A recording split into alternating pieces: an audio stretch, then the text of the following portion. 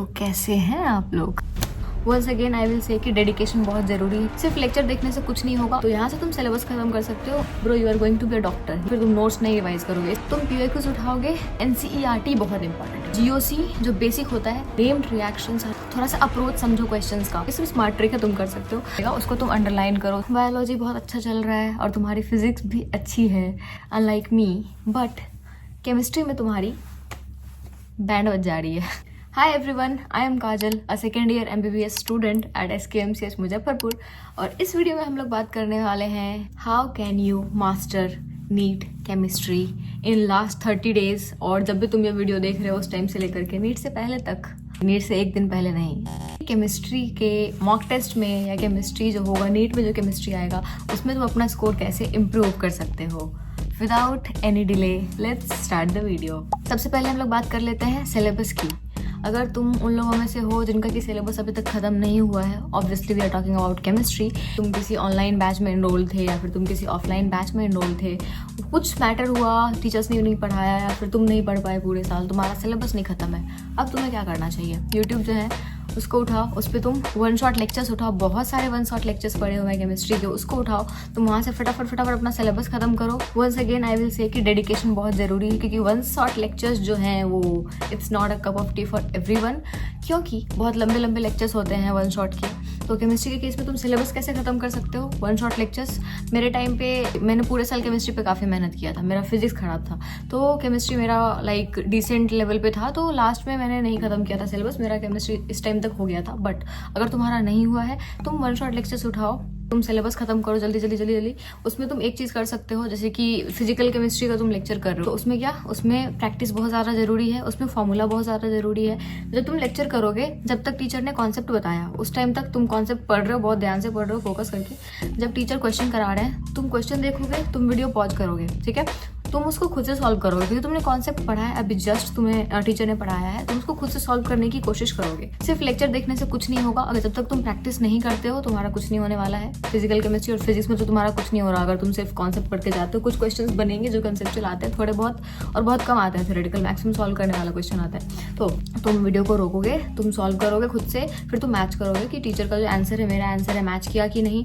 अगर तुम्हें देखना है कि हाँ जो टीचर है उन्होंने किस मैथड से सॉल्व किया है, तुम फटाक से देख सकते हो। या फिर अगर तुम्हारा सही है तो तुम उसको स्किप करके आगे बढ़ सकते हो, तुम्हारा टाइम बच जाएगा। तुम्हारे पास अभी वेस्ट करने के लिए you don't even have a minute to waste. तो यहाँ से तुम सिलेबस खत्म कर सकते हो, उसमें क्वेश्चंस भी कराते हैं। और बाद में तुम्हें रिवीजन के लिए क्या करना है कि जो टीचर्स क्वेश्चन करा रहे हैं लेक्चर में, उसमें से कुछ क्वेश्चंस होते हैं ना, अच्छे क्वेश्चंस कराते हैं, ठीक है, पीवाईक्यूज करा रहे हैं कोई टफ सा या अच्छे क्वेश्चंस करा रहे हैं, उसको तुम मार्क कर लो, वहीं पे मार्क कर लो, उसको तुम बाद में रिवाइज करोगे।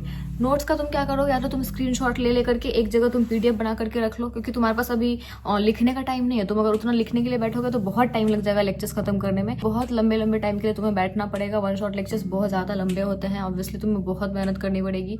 पूरे साल तुमने जो भी हुआ, हो सकता है तुम्हारा कुछ पर्सनल रीजन हो या किसी भी रीजन से तुम्हारा सिलेबस नहीं खत्म हो पाया। अभी भी बहुत देर नहीं हुई है, थोड़ी देर हुई है बट बहुत देर नहीं हुई है। अभी भी जितना टाइम है उसमें अगर तुम मान लो तुम्हारा एक सब्जेक्ट खराब है, उसके कारण तुम्हारा रिजल्ट नहीं रुक सकता। इतने टाइम में तुम एक सब्जेक्ट को मास्टर कर सकते हो। Bro you are going to be a doctor, you can do that. Doctors are very multi talented. अगले हम लोग बात करते हैं फॉर्मूला शीट की। फिजिकल केमिस्ट्री जो है, फिजिकल केमिस्ट्री के लिए फॉर्मूलाज बहुत ज़्यादा जरूरी हैं। कुछ बेसिक फॉर्मूलाज हैं वो सब तुम्हें देखना पड़ेगा, और जैसे कि इलेक्ट्रोकेमिस्ट्री है उसमें नॉन इक्वेशन है, वो सब तुम्हें देखना पड़ेगा। वो सब तुम्हें एकदम टिप ऑफ टंग पे तुम्हारे रहना चाहिए। तो फॉर्मूला शीट अभी तुम खुद से बनाने का तुम नहीं ले सकते हो रिस्क, या तो किसी कोचिंग का फॉर्मूला शीट उठा लो। फिजिकल केमिस्ट्री के लिए एटलीस्ट तुम्हारा फॉर्मूला शीट होना चाहिए। जब हम लोग केमिस्ट्री की बात कर रहे हैं तो हम लोग सब्जेक्ट वाइज कर लेते हैं, physical chemistry, organic chemistry, inorganic chemistry. अगर हम लोग बात करें, सबसे पहले हम लोग फिजिकल केमिस्ट्री की बात कर लेते हैं। फिजिकल केमिस्ट्री थोड़ा कैलकुलेटिव है, ठीक है, तुम्हारे ब्रेन को वो रहना चाहिए कि हाँ फिजिकल केमिस्ट्री कैलकुलेटिव है, जस्ट एक्सेप्ट इट कि वो कैलकुलेटिव है, और बहुत टफ कैलकुलेशंस नहीं आते हैं। कैलकुलेशंस के लिए तुम्हारा माइंड प्रिपेयर रहना चाहिए, और बेसिक क्वेश्चंस होते हैं, बहुत टफ क्वेश्चंस नहीं आते हैं फिजिकल केमिस्ट्री में। जो पहले पीवाईक्यूज में आए हुए हैं उसी बेसिस पे आते हैं। तो पीवाईक्यूज आर वेरी इंपॉर्टेंट सारे सब्जेक्ट के लिए। फिजिकल केमिस्ट्री के लिए भी पीवाईक्यूज बहुत ज्यादा इंपॉर्टेंट है। तो तुम पीवाईक्यूज में जितने क्वेश्चंस आए हैं वो तुम सबको सारा का सारा पीवाईक्यूज तुम्हें करना होगा, तो बस कोई ऑप्शन नहीं हो, उतना तुम्हें करना ही होगा। वन शॉट लेक्चर्स तुम करोगे अगर तुम्हारा सिलेबस खत्म नहीं है। अगर तुम्हारा सिलेबस खत्म है तो जो भी तुमने नोट्स बनाया था तुम उसको रिवाइज करोगे for the last time now. इसके बाद फिर तुम नोट्स नहीं रिवाइज करोगे। इसके बाद तुम क्या करोगे, जो भी क्वेश्चंस तुमने नोट्स में मार्क किए हैं, जो कि बहुत इंपॉर्टेंट क्वेश्चंस हैं या बहुत टफ क्वेश्चंस जो तुमसे पहले नहीं बने थे, और जो तुम मॉक टेस्ट दे रहे हो उसके पेपर्स में जो तुम क्वेश्चंस मार्क कर रहे हो, स्टार मार्क कर रहे हो, उनसे तुम रिवाइज करोगे, तुम फॉर्मूला शीट रिवाइज करोगे, बस मोर देन इनफ। उतने से तुम्हारा रिवीजन हो जाता है। कोई टॉपिक है जो कि तुम्हारा मॉक टेस्ट में बार बार गलत हो रहा है, बार बार गलत हो रहा है, तो उस टॉपिक के लिए तुम वापस से नोट्स पे जाओगे, वो पूरा कॉन्सेप्ट करोगे, दैट्स अनदर थिंग। बट अगर कोई टॉपिक है जो कि तुम्हारे सारे मॉक टेस्ट में सही हो रहे हैं तो उस पर तुमको टाइम वेस्ट करने का कोई मतलब नहीं बनता है, राइट। तुम्हारे पास उतना टाइम नहीं है। मेरे अनुसार इतना मोर देन इनफ है फिजिकल केमिस्ट्री के लिए। कैलकुलेशन में थोड़ा ध्यान रखना, अगर फिजिकल केमिस्ट्री का तुम देख रहे हो, कैलकुलेशन बहुत ध्यान से करना, वहाँ पे गलतियाँ होती हैं। दूसरी चीज़ यूनिट्स का ध्यान रखना। यूनिट्स में वो लोग फंसाते हैं, ऑप्शंस में अलग अलग यूनिट्स दे करके वहाँ पे फंसाते हैं। आगे हम लोग बात करते हैं इनऑर्गेनिक केमिस्ट्री में। तो इनऑर्गेनिक केमिस्ट्री में तुम PYQs उठाओगे किस लिए, ये एनालाइज करने के लिए कौन से टॉपिक्स बहुत ज़्यादा इंपॉर्टेंट है।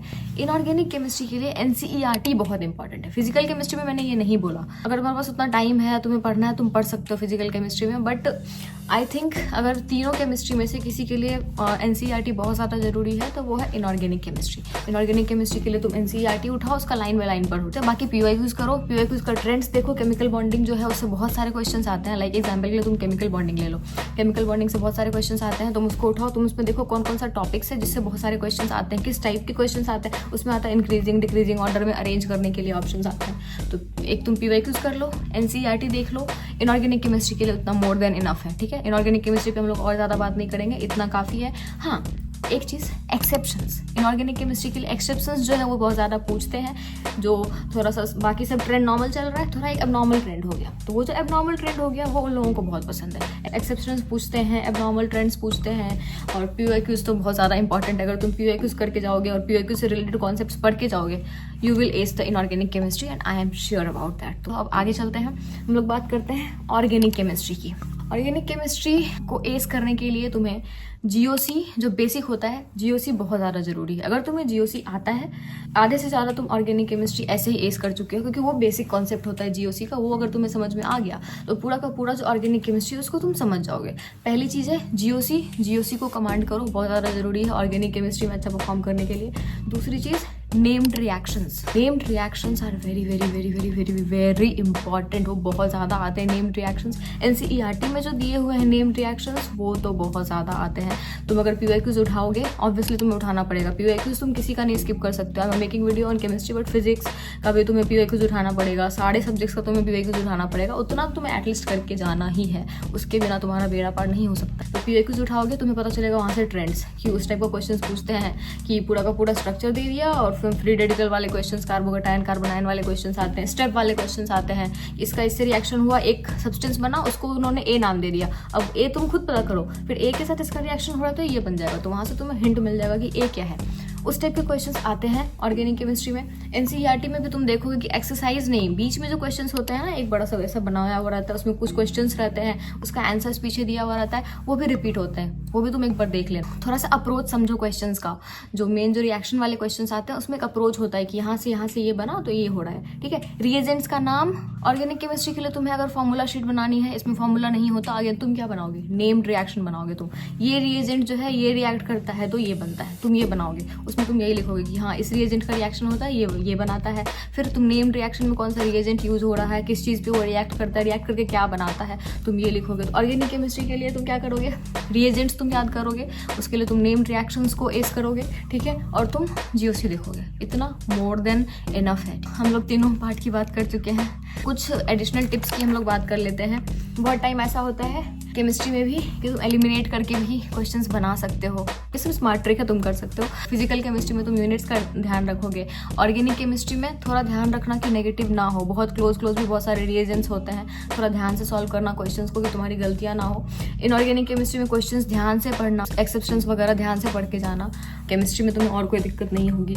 एक चीज़ और हम लोग बात कर लेते हैं कि बहुत बार ऐसा होता है ना कि वो लोग पूछते हैं CDs, increasing order, decreasing order, और उसमें वो लिख देते हैं कि more stable to less stable, या फिर कुछ ऐसा लिख देते हैं। ठीक, यहाँ देखो ये क्वेश्चन, इसमें लिखा हुआ है मोस्ट स्टेबल। तुम्हें क्या करना है, क्वेश्चन पढ़ते वक्त तुम्हें उसको गोला लगा लेना है जब भी उसका होगा, क्योंकि अगर यहाँ पे मान लो कि लीस्ट स्टेबल पूछ दिया, तुम उसको मोस्ट स्टेबल समझ लिए, तुम अलग ऑप्शन लगाओगे, वो गलत हो जाएगा, वो तुम्हें नहीं करना है। तो जब जो भी क्वेश्चन है वो जो एक वर्ड होता है जो कि पूरा क्वेश्चन का आंसर डिसाइड करेगा, उसको तुम अंडरलाइन करो, उसको तुम इस तरह से गोला लगा लो, और उसके बाद फिर तुम क्वेश्चन सॉल्व करके और फिर बनाओ। यहाँ से तुम्हारी गलतियाँ होनी है वो बच जाएंगी।